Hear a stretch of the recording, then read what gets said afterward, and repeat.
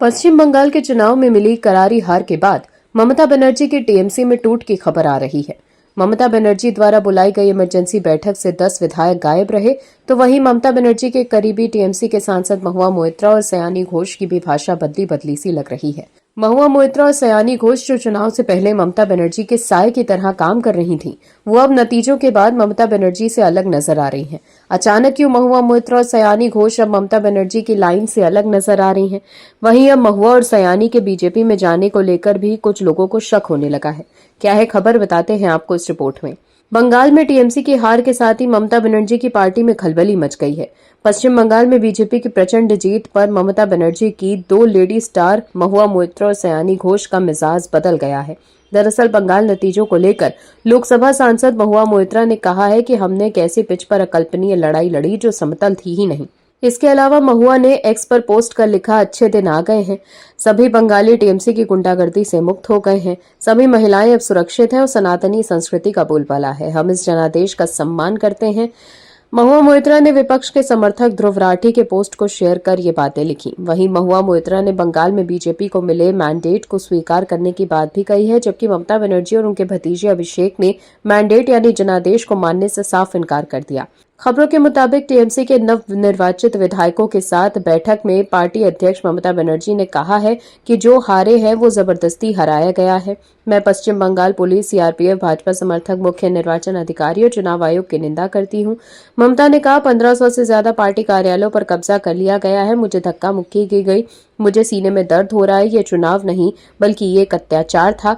ममता बनर्जी ने यह भी कहा कि हम रविंद्र जयंती से शुरुआत करेंगे, बेईमानदा अदालत जाएंगे, हम हार सकते हैं लेकिन लड़ेंगे।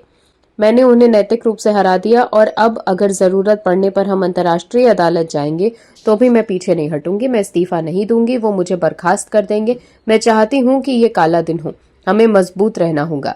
इसके अलावा ममता ने यह भी कहा कि जिन्होंने विश्वासघात किया है उन्हें पार्टी से निकाल दिया जाएगा।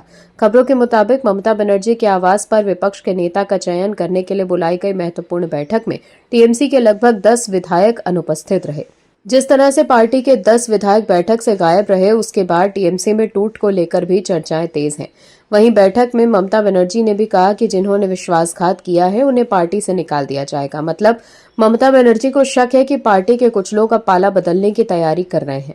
वहीं इससे पहले महुआ मोइत्रा ने एक्स पर लिखा था कि जनता की इच्छा ही सर्वोपरि है, अगर बंगाल बीजेपी चाहता था तो उसे बीजेपी मिल गई, हम इसका सम्मान करते हैं। वहीं दूसरी तरफ बंगाल चुनाव में अपने गानों और अनोखी भाषा शैली से चर्चा रहने वाली टीएमसी सांसद सयानी घोष ने एक्स पर लिखा कि मैं पूरी विनम्रता के साथ बंगाल की जनता के उस जनादेश को स्वीकार करती हूं जो भारतीय जनता पार्टी के पक्ष में आया है।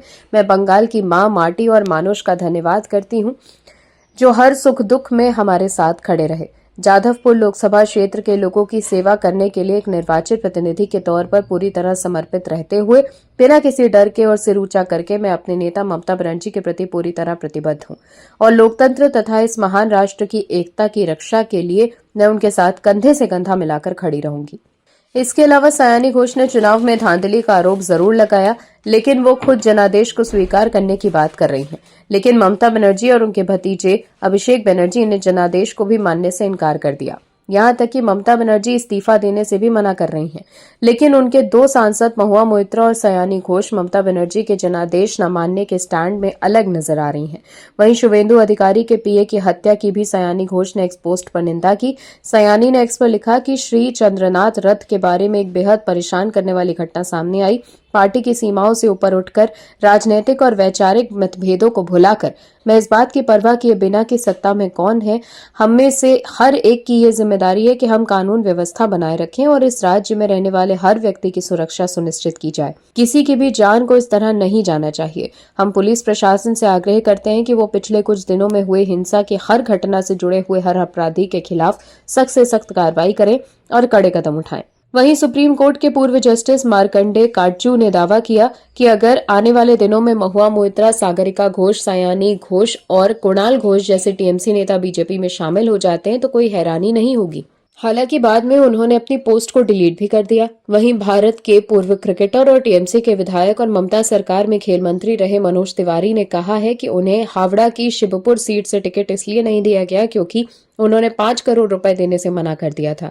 ऐसे में आप दर्शक समझ ही सकते हैं कि कैसे अब पार्टी के नेता ही ममता की चिंता बढ़ा रहे हैं।